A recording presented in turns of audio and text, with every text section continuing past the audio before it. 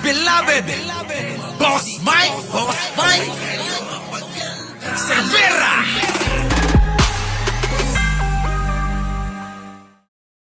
Grabe. Oh, eto na. Si Garma. Oh, ano? Grabe yung pinapatay nila. Yung inutusan nag-ano. Yung inutusan nila umiiyak na. Oh, sige, pasok na natin 'to ha. Panoorin na natin 'to. Nag-iiyak na. Yung inutusang pumatay.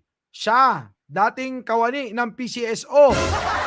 Pinapatay di umano nung dating syota ni Digongyo. Oh, pasok. Mendoza.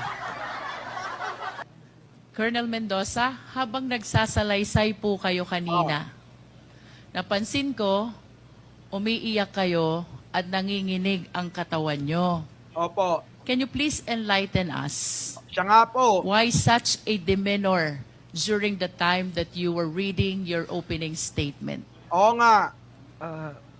Your Honor, hindi ko maiwasang maiyak kasi Ayan na, oh. Ayan na, ayan yung inutusang pumatay, mga kababayan, no? Biruin mo, upper class mo, utusan ka, ilalagay ka sa alanganin, utusan kang pumatay. tinuring ko silang mga upper class. Tapos, Alak ka. ang taas ng tingin ko sa kanila, Ah. binigyan ako ng trabaho na sakit sa dibdib eh. O yan na, bagong-bago rin balita yan. Si Roque, denied na.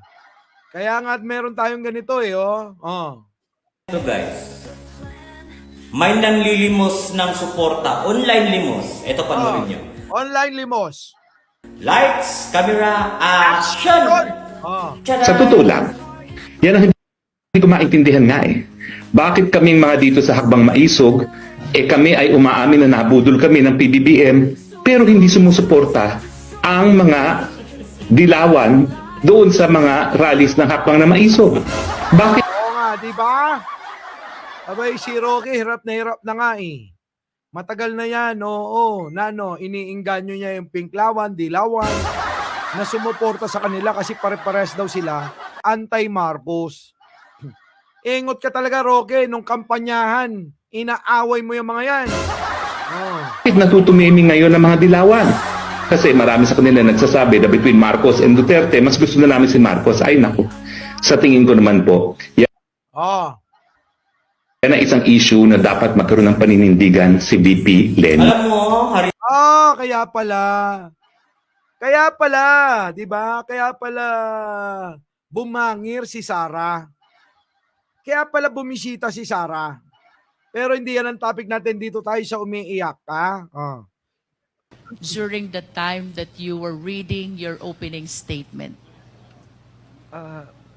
Your Honor, hindi ko maiwasang maiyak kasi tinuring ko silang mga upper class. Tapos, ang taas ng tingin ko sa kanila, binigyan ako ng trabaho na sakit sa dibdib eh. Alin po yung masakit sa dibdib, Colonel Mendoza? Alin yon? Alin yung masakit sa dibdib? Tumutubo na balbas ko Mermix, Binigyan po ako ng trabaho ng mga upper class ko na ikakasira ng buhay ko. Kita mo, mga kababayan, grabe talaga yung tropa nila, no? Itong grupo ni Digong, biruin mo, talaga sisirain ang buhay mo. And why do you believe na itong trabahong ito'y ikakasira ngayon ng buhay mo? Kasi po,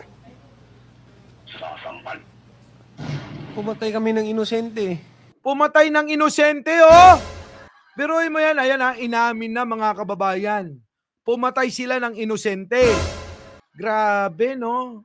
Ano yung tanong ni Congresswoman? And why do you believe na itong trabahong ito'y ikakasira ngayon ng buhay mo? Kasi po, pumatay kami ng inosente. Yan, inamin na nila. Etong mga ito, mga kababayan, ang inutusan ni Leonardo at ni Garma. Mga walang ya talaga. Pumatay kayo ng inosente? And can you please state for the record, sino yung inosenteng tao na pinatay mo? Sino yung pinatay mo? At sino yung nag-utos sa'yo? Ituro mo na yung mga gagong yan. Pinatay nyo. Si Sir Wesley Barayuga po. Ala ka, taga Nueva Ecija. General pa naman, biruin mo. General, pinatay nyo. Mga animal kayo. Pero bakit sumunod kayo sa mga utos ng mga hinayupak na mga demonyo na yan? Di ba?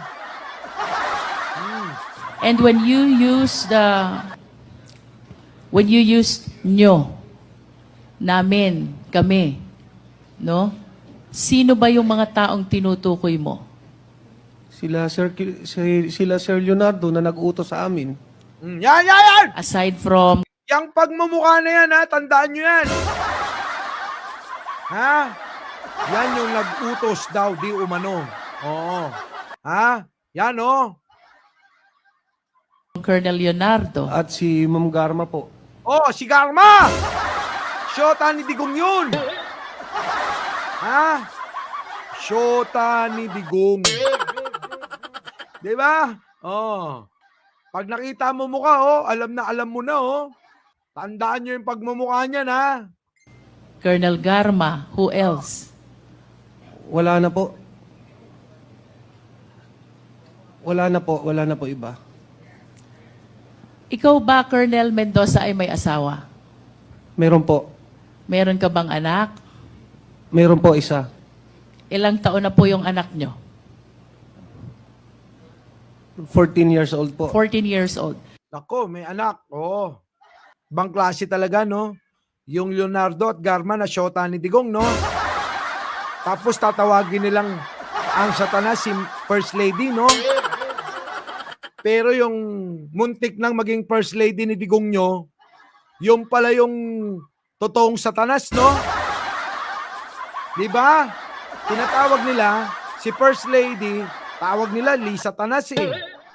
Pero ang totoong Satanas pala, abay yung muntik na maging First Lady ni Digong nyo.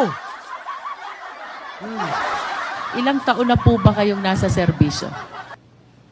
22 years na po.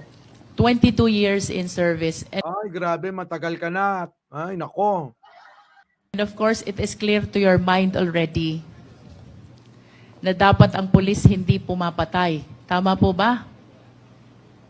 That is the general rule. Oo, general rule. Huwag kang papatay. Ang pulis hindi dapat pumapatay because due process must be served. Tama? Opo, Your Honor. As a matter of fact, in our country, death sentence is even suspended. Oo nga. Sabi ni Winnie Halos, Boss Mike, paki-pinpoint mo nga kung sinong First Lady. At marami silang jowa ni Digong eh. Diba? Yun nga, si Garma nga daw.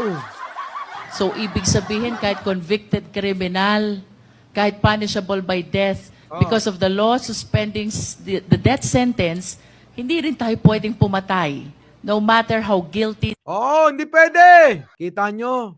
Ayan o, yan yung mga inutusan, umamin na. O ano pang gusto nyo? Umamin na nga yung mga tao na pumatay sila. Oh, dahil sa utos ni Leonardo at ni Garma. Bang klase sila. Oh, anyway. Kita nyo mga kababayan. Our beloved Boss Mike, Boss Mike.